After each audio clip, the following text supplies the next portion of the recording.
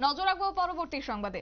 আজ আমবাসা ধলাই জেলার উদ্যোগে অনুষ্ঠিত হয়েছে পঞ্চায়েত রাজ ট্রেনিং এবং জানা গেছে সমাজ কল্যাণ এবং সমাজ শিক্ষা দপ্তর ধলাই জেলার উদ্যোগে আমবাসা পঞ্চায়েত রাজ ট্রেনিং ইনস্টিটিউটে আয়োজিত হয়েছে জেলা ভিত্তিক বিশ্ব প্রবীণ দিবস 2023-24 এবং 2024-25 প্রদীপ প্রজ্বলনের মধ্য দিয়ে অনুষ্ঠানের শুভ সূচনা করেছেন উদ্বোধক ধলাই জেলা পরিষদের সভাধিপতি সুস্মিতা দাস।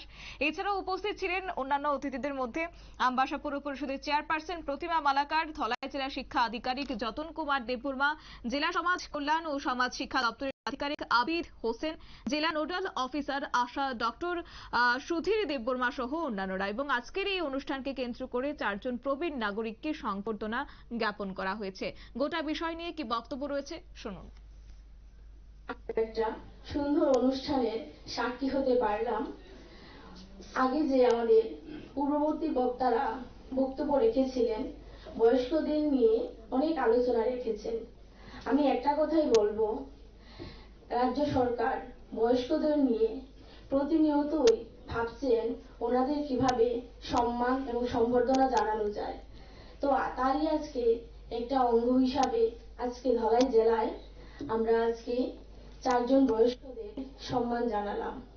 এটা শুধু খুব একটা অল্প পরিমাণ অর্থরাশি, কিন্তু সেটা একটা অর্থরাশি হলেও সেটা কিন্তু অনেক বড় একটা পাওনা। আমরা যারা আছি অভিভাবক এবং অভিভাবিকারা, আমাদের কিন্তু পরিবারের প্রতি যেমন দায়িত্ব থাকে, তেমনি পরিবারকে কিভাবে আগামী দিন সামনের দিকে এগিয়ে নিয়ে যাওয়া যায় সেইটাও আমাদেরই দেখতে হয়।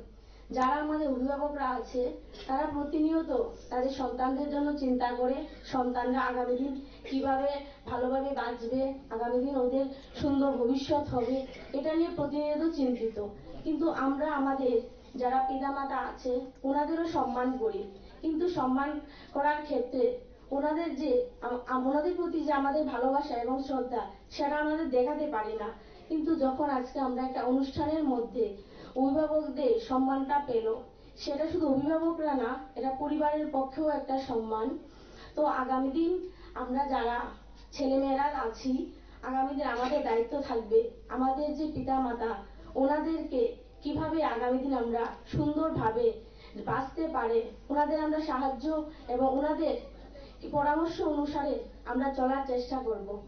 অনেক ক্ষেত্রে দেখা যায় আজকে আমরা সোশ্যাল মিডিয়ায় আধুনিক যুগে বসবাস করছি, কিন্তু দেখা যায় যে যখন আমাদের মাদার্স ডে ফাদার্স ডে আসে তখন দেখি আমরা যে সোশ্যাল মিডিয়ায় ছবি তুলে অনেক ছেলেমেয়েরা মায়ের সঙ্গে, বাবার সঙ্গে, বোনের সঙ্গে ছবি তুলে পোস্ট করে, কিন্তু মূলত যখন দেখা যাচ্ছে পরিবারের সঙ্গে কথাবার্তা বলে দেখা যাচ্ছে যে মায়ের সঙ্গে এত খারাপ ব্যবহার করে, বাবার সঙ্গে এত খারাপ ব্যবহার করে।